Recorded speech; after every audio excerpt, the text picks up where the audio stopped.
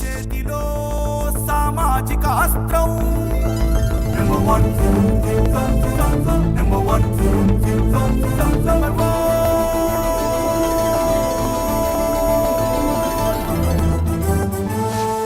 Number one. నమస్తే. సామాన్యుడి చేతిలో సామాజిక అస్త్రం నెంబర్ వన్ న్యూస్కి స్వాగతం. నేను రవీంద్ర. మాజీ ముఖ్యమంత్రి వైఎస్ఆర్సీపీ అధినేత జగన్మోహన్ రెడ్డి ఇప్పుడు ఆయన కొన్ని ఇబ్బందికరమైనటువంటి పరిస్థితుల్లోకి వెళ్ళబోతున్నారు అనేది ఒక చర్చగా మారింది. అదేంటంటే ఆయనపై నమోదైనటువంటి కేసులకు సంబంధించి మళ్ళీ దానిపై ఎంక్వైరీ స్టార్ట్ కాబోతుంది. ఆయనకు ఖచ్చితంగా ప్రతికూల పరిస్థితులు ఏర్పడబోతున్నాయి అనేది ఇప్పుడు రాజకీయ వర్గాల్లో అలాగే న్యాయ నిపుణుల్లో అదే చర్చ. దాదాపుగా మనకు తెలుసు 16 నెలల పాటు జైల్లో ఉన్నటువంటి జగన్మోహన్ రెడ్డి అక్రమ ఆస్తుల కేసుకు సంబంధించి ఎన్నో ఆరోపణలు విమర్శలు ఎదుర్కొన్నారు. ఇప్పటికీ కూడా ఆ కేసులు నడుస్తూనే ఉన్నాయి.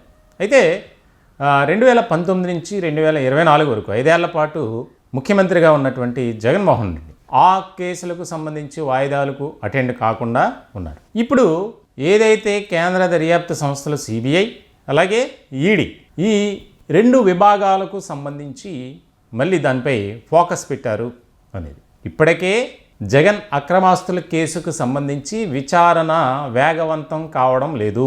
దానిపై త్వరితగతిన మీరు పరిశూ చేయాలి అని చెప్పి కొంతమంది వ్యక్తులు, ముఖ్యంగా ఆయా రాజకీయ పార్టీలకు సంబంధించినటువంటి వారు కేసులు వేసినటువంటి పరిస్థితి, సుప్రీంకోర్టులో పిటిషన్లు వేశారు. మరి ఇలాంటి తరుణంలో ఇప్పుడు ఈ అంశం మళ్ళీ తెర మీదకి వచ్చింది. అది ఎట్లా అంటే జగన్ అక్రమాస్తుల కేసులకు సంబంధించి A2గా ఉన్నారు విజయసాయిరెడ్డి. వైఎస్ఆర్సీపీలో నెంబర్ 2 పొజిషన్లో ఉన్నారు.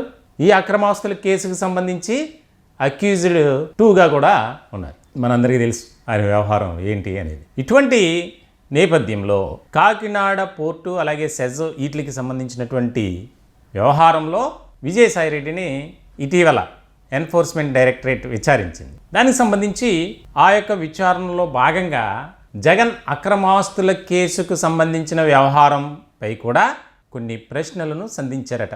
ఇప్పుడు ఇదే హాట్ టాపిక్.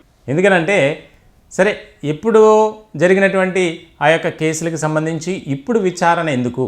వాస్తవానికి ఈడీ విచారించింది ఆ కాకినాడ పోర్టుకు సంబంధించి ఎవరైతే కేవీ రావు ఆయన వాటాలను బలవంతంగా లాక్కునే ప్రయత్నం చేశారు, దౌర్జన్యం చేశారని నమోదైనటువంటి కేసులకు సంబంధించి విచారణ. కానీ జగన్ అక్రమాస్తుల కేసుకు సంబంధించి కొన్ని ప్రశ్నలు వేశారు. ఇప్పుడు దీన్ని బట్టి ఖచ్చితంగా త్వరలోనే ఏదో జరగబోతుంది అనేది కూడా ఒక రకమైనటువంటి చర్చ. ముఖ్యంగా సుప్రీంకోర్టు కూడా చాలా ఆగ్రహం వ్యక్తం చేసింది. సిబిఐ ఈడీ ఏదైతే కేసులు పెట్టారో దానిపై ఎందుకు ఇంత జాప్యం జరుగుతుంది అనేది.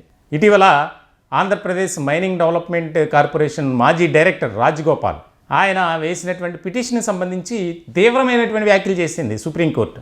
ఆయన కూడా ఈ జగన్ అక్రమాస్తుల కేసులో ఒక ఆరోపణలు ఎదుర్కొన్న అధికారిగా ఉన్నారు. సో మొత్తానికి జరుగుతున్న పరిణామాలను బట్టి చూస్తే త్వరలో మొత్తానికి ఒక కీలకమైనటువంటి పరిణామం ఉండబోతుంది.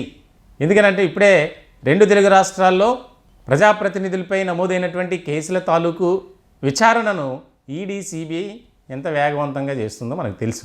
మరి ఇటువంటి తరుణంలో ఎటువంటి సిచ్యువేషన్ ఉండబోతుంది?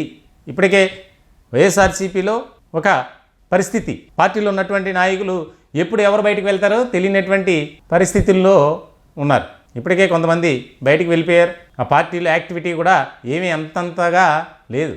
ఏదో ఉందంటే పార్టీ ఉంది మామ అనిపించుకుంటున్నారు.